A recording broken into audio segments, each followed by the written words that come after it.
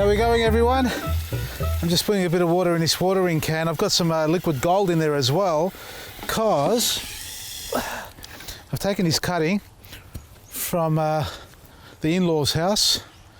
It's a gardenia, beautiful gardenia, and my wife loves it, and I said, okay, I'll take a cutting for you.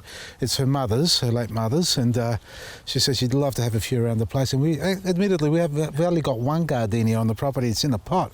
So I'm going to propagate this, but I'm not going to do this today. This is just going to sit in here for now in some liquid gold and water. So just keep it hydrated. This is going to be tomorrow's segment, so tune in for that one there. For now, what we're going to do is prune our weeping cherry tree. So come along.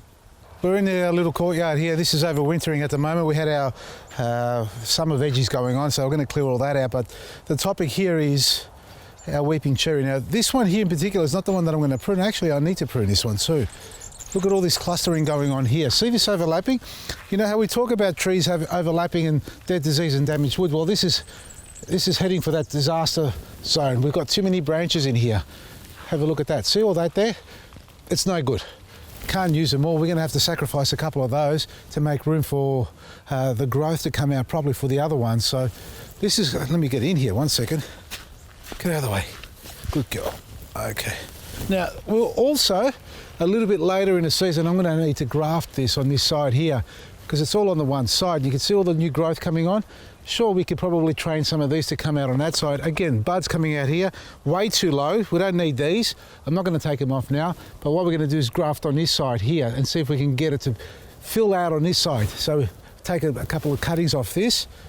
I'll only take a couple short ones for now just to thin this out. For example, I don't need all this. It's too much going on, so I'm just going to take that off completely. No good to me. The overlapping and the tips on the end here. Mind you, this is not the cherry tree we're going to prune back. We were meant to prune back. I'm going to cut these back a little bit. See how they're curling up there now? That's okay. Take the center off that out. Take the center off that out for now. It's not too long. And again here, cut that back off. And I'm going to go into more detail on the other tree. See this? This is a great example of a wrong prune. What we've got here, see that little curve that's coming around there from underneath? It's an undercurve, not an overcurve. That problem there is because the last cut, whether I did it, I doubt if I did, but anyway, let's just say I did it. I cut it back to a bud that was facing on the underside, and this is the result of it. It's growing in the wrong direction. Well, it's still growing down, but it wants to grow out more. It's not weeping down, so that has to come off, unfortunately. It's no good. Cut it back to that top weep there. So we're going to go back and thin the rest of this out. We might take this back a little bit further there like that for now. And this one's had it. Cut it off there. Anyway, that's enough for this. Let's go into a bit more detail on the other one that hasn't been pruned. All right, this is the other one I planted. It's actually got a bit of a lean on it, hasn't it? I'm going to have to stake this one up again. Now, this one hasn't been pruned from the day I put it in. I've pruned another one we've done in the past, and that's around the corner on the other side of the garden. See the weep on this? It's nice. See how long it is already? It's quite, spindly at the moment. It's quite sparse in between. So we need to encourage more growth at the top. And we want it to actually grow outwards. So every time you prune it back, it's going to fork out and double. Now, the problem with that is, as you saw earlier on the other weeping tree, you get a bit of overlapping. So eventually you're going to have to sacrifice some of those branches so they're not actually touching and rubbing each other. And the purpose of that is so you don't get a disease coming through it.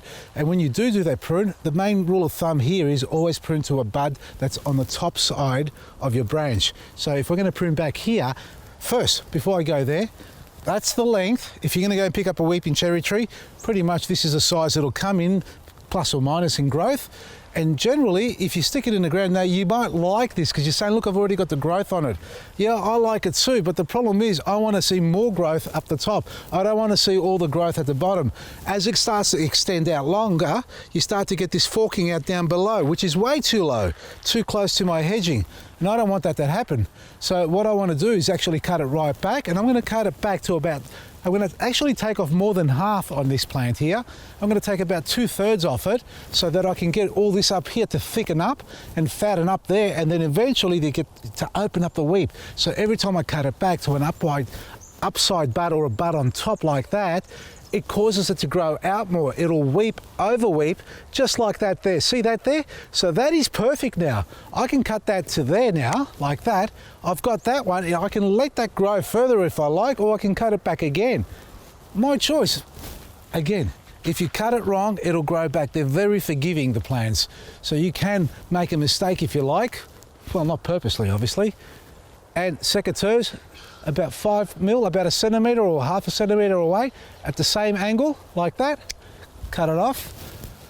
That's all you need to do. Go all the way around, find a bud on top, and cut it back to that, there. So now that's got a deep weep, and we're going to try and get that to push out. That may actually be removed completely because it's way too close. Look, you can have a nice tight weep if you like. I like mine more open so you can get a bit of light underneath or airflow underneath it. These are starting to weep out a bit too, well, you know, see, choices again, decision making. Sometimes it's really hard. Too many close ones there, get rid of that, and we'll cut it to an outward facing bud there. And we'll do the same here. And we continue all the way around in the same process. It's already forked out here. Now, that may be a little bit low by comparison. See, it's down here. Actually, it's not too bad, so we can afford to cut it, and it's not exactly on top either, but you know, look, that'll suffice. So cut it there. And this is already too long for me, so cut it there. And we go around a bit more. And again here, look at that, that's growing inwards. It's growing on the side. Yeah, you may get away with it, but it's not what I want it to do. So I want that to grow out further, and I want more buds to come out of here because we've got all this dead space. You get a few flowers here, so we want to encourage more growth there. So let's just cut it there for now. And again here, see, I'm looking at it from now. It's getting a bit dark, folks, but it might be a little bit too long still. Anyway, we're nearly done. Yep. And we'll just take these tips off because they're a little bit long for me. And there you go. So when you get your weeping cherry tree from your local garden centre, support your local garden centres. They're all got to make a living, especially during COVID time. It's difficult for everyone, folks. Get it pruned. Don't stick it in the ground. Maybe you want to do it for the first year and enjoy the colour, but do prune it back and get it to shape so that you can get a nicer density, you know, a nicer weep, a nicer umbrella on it. That's what the aim is here. And you see over years, as you prune them, you'll start to get the hang of it, and it'll start to improve. Now, to get beautiful flowers on your tree, black grit. The calcium, magnesium, phosphate is what you need to add to it. Yes, I've got to stake it up. That's why you can see me pulling it all the time. It's my subconscious telling me there's a bloody rabbit in here. That's why I nearly fell over before. Bloody, it's not in here at the moment because I would have caught it, but it's dug a trench. Have a look at this. I can't believe it. I know it's getting darker here, folks, but this is all the soil, exposed all the roots from the English box. They're ruthless, these creatures.